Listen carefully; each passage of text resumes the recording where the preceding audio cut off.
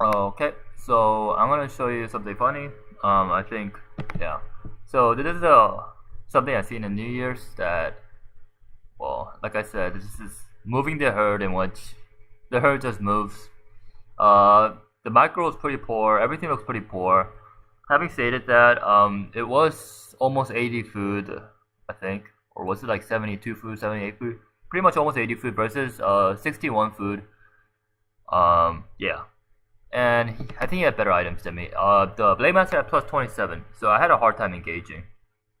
And here you see the beginning of the fight, in which I forced the fight because I come to his base and I right click his burrows.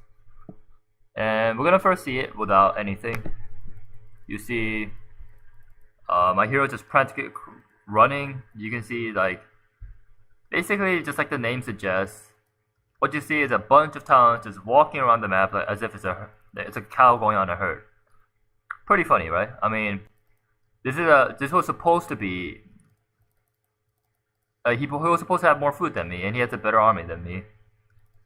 And he has a plus 27 Blade Master and a bunch of mana. And he has a greater info and a lesser info on his heroes. Oh no, greater info and a greater heal. And there's me a bit cursing because of the plus 27, doing red HP on Demon Hunter in 3 hits. But for some reason, at the end of the fight, he has nothing. I just stacked my Demon Hunter because I didn't want it to die. It was gonna die from 2 crits or 1 crit plus Shockwave. So usually I don't stack my Demon Hunter until red HP, but it just happened. Now this time I'm gonna watch it again. I'm gonna explain what actually happened, because there's a lot of things that does not make sense when you watch it, but it does make sense if you actually see it. So in here, I'm trying to get in position. I realize I'm out of position. My heroes are way too deep in. So what I have to do is bring my heroes to the fight and fight, because my talents can't be tanking.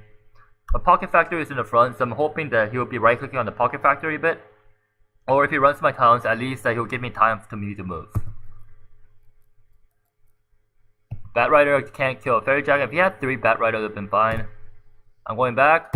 His walkers are in the wrong position. His walkers are in a position where they can all get Mana Flare. That was his fault. As you can see, I'm trying to buy as much time as possible so my hero goes back in. I'm quickly, so I noticed quickly that his walkers are out of position and that his berserkers and blade masters all together in that area. So I cycle them all together. I know then that the walker will have to dispel 2 or 3 times, meaning they'll go straight from red HP, implying that the orc will have to use a healing scroll no matter what.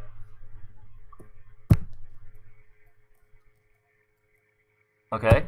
First of all, you want berserkers always in the air, just like Blade Master, and because I was in a position in which I realized that the walker will have to dispel, I'm expecting the first heal scroll to come out from orc.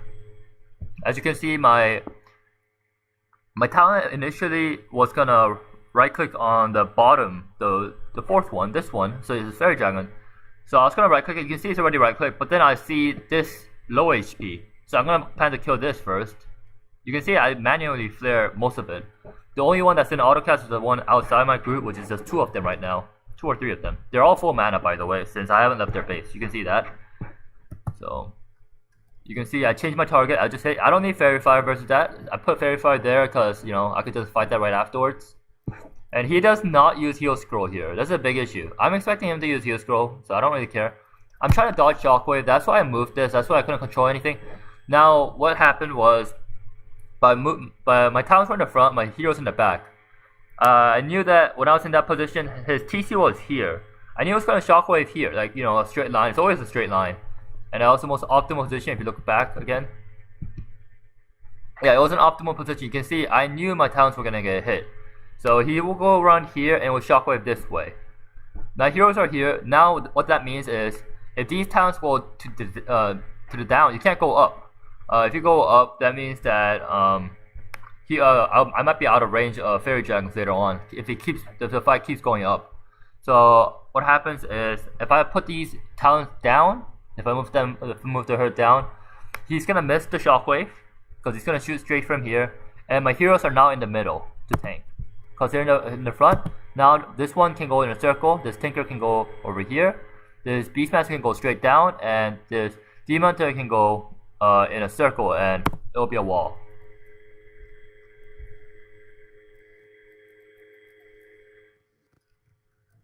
And he still didn't shockwave, so I realized that I still have to move. I'm in the best position now. My heroes are in a good position to fight.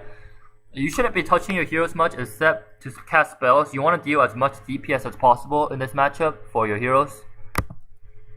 My Demon Hunter, because he has a lot of mana potions and he has a lot of mana because, you know, it's Echo Wild, you can buy a lot of items. I need to remove as much shockwaves as possible. So my hero is going back to shockwave at the, to kill the to mana burn at the TC. And because his shockwave is going this way, I have two options. I either go back down more, which is risky because I'll be out of range of my mana flares, or I move to the left, which I will still be inside the fight with the mana flares.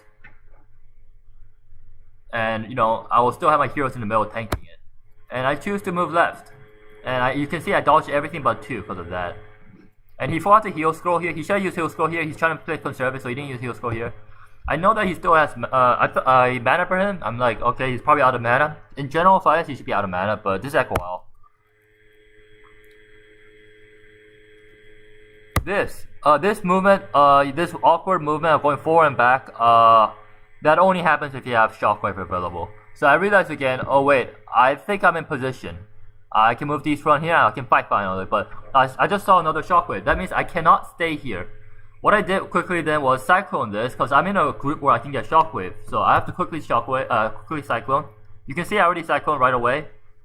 And my heroes are right now right-clicking on the berserkers, because all his stuffs are off position. They're all chasing the talons.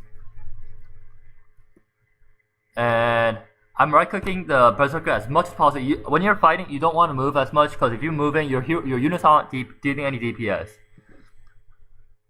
Fortunately, the 2 talents that are in autocast have been like doing a lot of fairy fires. And I know that sooner or later that this TC is gonna fall down, go down, and gonna shockwave this way no matter what. You can see it's already facing that way. It's already preset. So while it's great, I'm having a good sight of hitting. I'm gonna get shockwave again, so I have to move again. So I'm moving the herd again. He's positioned in that spot where he's shockwaving this way. Oh no, he's not. Okay, I'm fine. I purposely moved them here from here to here now, because, well, 1, I want to avoid shockwave, and 2, he is forced to go near my Demon Hunters then you can mana burn the TC one more time. And that will mean that he will be out of mana for shockwave. I mean, it's not like he's going to be carrying like 5 mana precepts. So I quickly mana burn him. You can see, yep. And yeah, I'm fine. I realized that I was last mana burn. He has a greater, he's using a greater invul. I should have cast my invul right away. That was bad micro from me. But I'm gonna cast invul right away. That happened really quick. It's plus 27. He can crit up to like, he did like 240 crits once in a while. So even if I use my heal scroll, I'm in range. I have a chance of getting one shot at this point. Now he has no mana on his TC for at least a shockwave. From last time I checked, but I don't know how much remaining mana he has, because, you know, he could have a lot of mana precepts this Echo Wild. So while his TC goes down, I know he can't shockwave again because he has no mana, but I want to remove all his remaining mana. My rest of my 2 heroes are just hitting and doing as much DPS as possible. It's about now. My pocket factor should be available on my Tinker. I'm pretty sure I should notice that. You should, like, after playing a lot of games, you should know when the cooldown for each hero starts, because you're not going to be touching your Tinker and Beastman. They're just going to be dealing DPS, all your 3 heroes. So you just have to use your spells whenever you can. And I'm just going to fight here. No more shockwave. Everything's fine.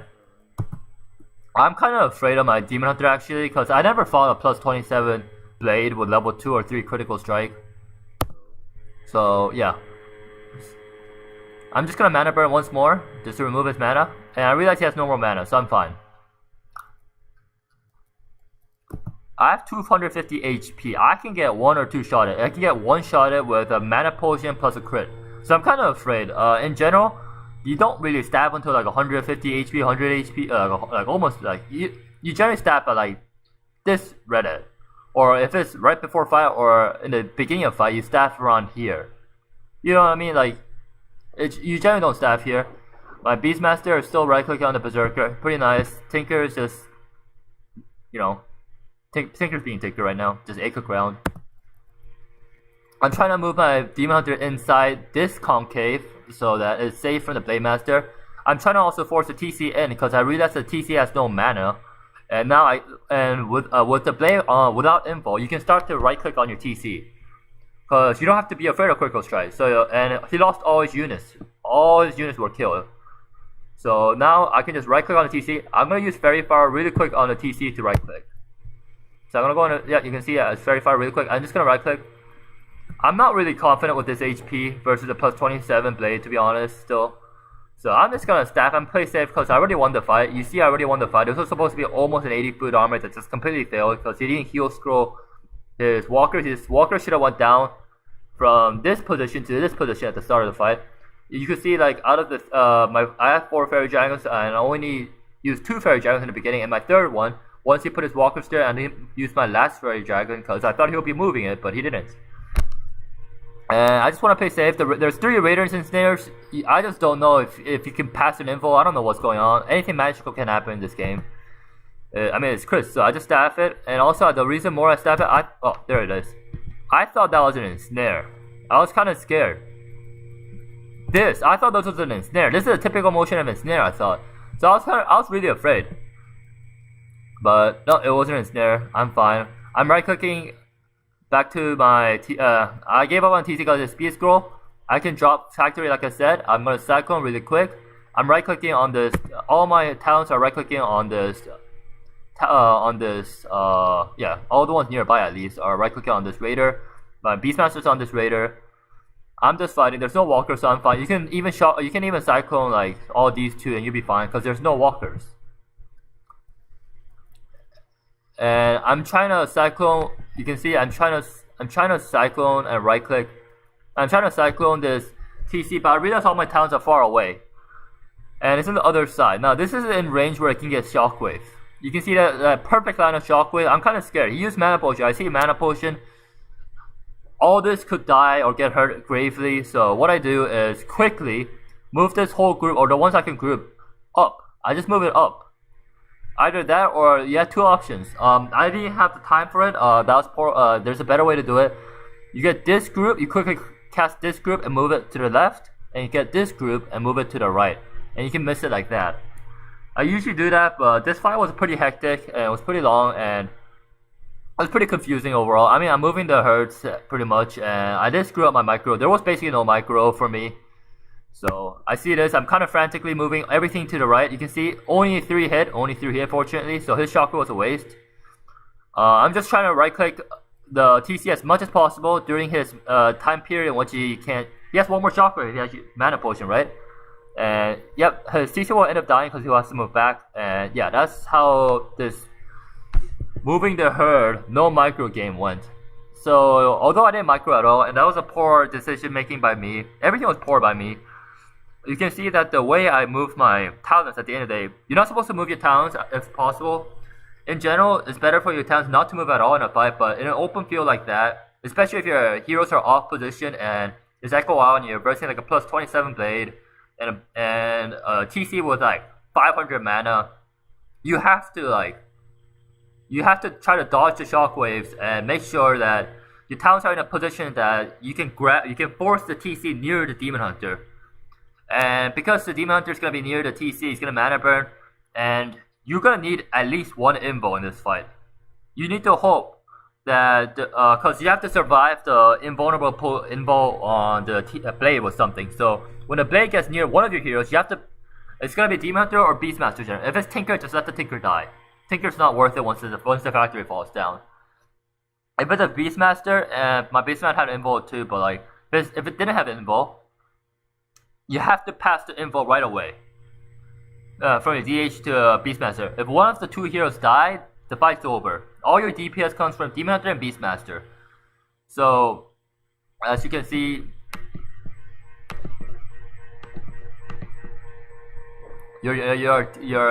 what generally happens is your Demon Hunter carries the info, your Beastmaster carries a staff, a healing scroll. And a TP. Beastmaster won carrying the TP because he has the staff. And the Beastmaster will also usually carry a potion just for survivability, since you can't afford another invul. This Night Elf versus Orc fight in general, as confusing as it seems, is a fight between items. The one with the more invuls, for the Night Elf you just need 2 healing scroll. So once you get 2 or 3 healing scroll for Night Elf, the fight is who has more invulnerable potions, who has more invul pots in the game. Because all the Orc DPS comes to the Night Elf when the blade is an invul, and the only way the Night Elf can survive the Orc's DPS is to have invul to counter invul. Potion does not counter invul. Invul crits more than potion. Your hero might still die, even if you use potion. Even if you have level 3 evasion, you can still die with potion, and your second hero could be almost dead with just a lesser invul from blade if he has a lot of stacked items and crits a lot. So this whole matchup rotates around invul. And you can see like this setup of this game of moving the herd only worked because my heroes had invul, and I knew that as long as I dodge shockwave, I'm always far away from the TC if you haven't noticed. As long as you're always far from the TC and always like try to, you have to force the TC to keep moving. And your workshop deals the most DPS in this game, late game after Fairy Dragon. The Fairy Dragon did a lot. You can see it just died right away. If you have 4 Fairy Dragon, usually you wouldn't fight with these kind of items, no matter what, if you play well. Unless Orc has crazy items. Pocket Factory generally deals probably the most DPS in a fight. It deals more DPS than Demon Hunter and Beastmaster combined. So you might also want to consider like making sure Pocket Factory is positioned correctly. This one should have been destroyed right away. The Berserker should have been right-clicking on the Pocket Factory, but he didn't. Oh well. That went lucky for me, but yeah, that's how this moving the herd went. I thought it would be fun talking about it since, well, yeah, it just seems like there's absolutely no micro. It seems 0 micro. Everything, like, I was pretty bad with it, but yeah, I still won the fight somehow. And yeah, that's it.